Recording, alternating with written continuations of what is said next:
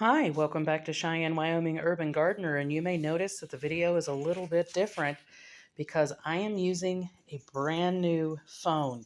And this one is a 5G phone, so I'm pretty excited about it. I got it on clearance actually for like $59, and this phone is so far showing to be pretty darn amazing. Anyway, we're looking right now at my celery. So you want to know how to go from celery that looks like this or go to celery that looks like this from basically a little tiny baby plant that I started back in January. Well, not a whole lot to it. I just basically put these in the ground, making sure not to cover the crown. The crown is right here. You basically put the soil just up even with the bottom of the plant, and then you let it grow. We're going to go outside here in just a moment so you can see what they look like when they're growing in the ground. I actually have three different stages of growth, and we're supposed to get snow tomorrow. So hopefully we won't have any of our celery killed off by the snow. It will handle a frost pretty well. It will even handle a light freeze. But as far as when it comes to snow, it starts to get kind of wilty. So we'll see if it makes it through it. We're supposed to get like around 12 hours worth of snow. So we will see how it does. And then Friday night, we're supposed to be down to 25 degrees overnight. So this is our beautiful, beautiful celery. It is a nice full size. You can see my hand here. And this is actually two bunches that I have rubber banded together. And here is a little bit earlier growth celery. You can see it's just a little bit smaller. And we have two bunches there as well. And that needs to be used up pretty soon. So let's go outside and have a look at the garden. Now you can see here, this is our third stage of growth celery. And I just basically planted it in between my kilo Napa cabbage. And you can see the growth on this celery has been quite astounding. So this got planted in late July, and it was a very, very tiny plant at that time, and it has grown that much since that time. You can see here more of the celery. We have harvested most of the cabbage out of the garden so far. We still have a couple of cabbages left, but that was our third stage. Now here is our second stage of celery, which is actually a little bit less growth because it gets shaded out by the Brussels sprouts. So we planted it in between the Brussels sprouts. And then here's our first stage, which is the ones that we just harvested. And they look like this when they're growing in ground and they're ready to harvest.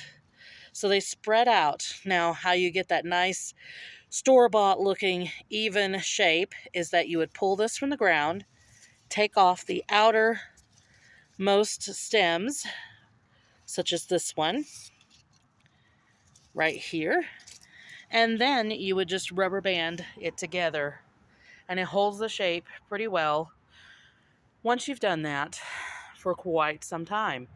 And it will store in your refrigerator in the vegetable drawer for literally 2 to 3 months. I have had celery that has lasted that long. It may get a little wilty, but it's still perfectly usable. Now, one of the things that you want to watch when you're growing celery is the leaves.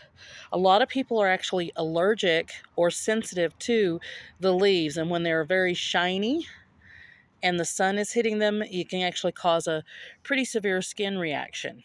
And this is a variety called tango celery. So you just want to watch that, be careful of that in the sun. So welcome back to Cheyenne, Wyoming Urban Gardener. I'm Debbie, and this is Garden Zone 5A5B. And this is our tango celery out here in the garden. And you can see we have several heads or bunches of celery still available to us. And this isn't the only place that I have celery planted. Again, we have it in between each of our Brussels sprouts. We also have celery in between some of our cabbages and a broccoli that we have here. And you can see our kilo Napa cabbage is just about ready to head up, and it will actually make it through the snow just fine. It'll handle frosts and freezes and a little bit of snow just fine. So you can see how pretty that celery is. And then we actually have celery out in our herb garden. Let me show you that. And here we have some more celery. Again, these are all plants that I started from my own seed. And this is tango celery. These are a lot smaller out here in our herb garden because it does not have as much nutrients in the soil. But you can still see that we have some nice stalks on the celery. It's just a little bit shorter, but it's still quite beautiful celery.